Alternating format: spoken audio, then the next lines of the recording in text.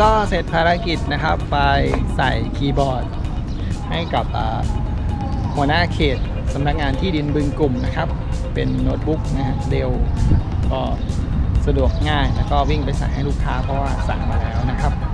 ก่อนที่จะจบคลิปนะครับฝากกดไลค์กดแชร์แล้วก็กดติดตามช่องเพื่อนกันสตูดิโอชาแนลแล้วก็เพื่อนกันคอมพิวเตอร์ด้วยนะครับเพราะว่าเราจะมีหลายช่องนะครับแล้วก็เพจร้านเพื่อนกันด้วยนะครับลากันไปก่อนสวัสดีครับ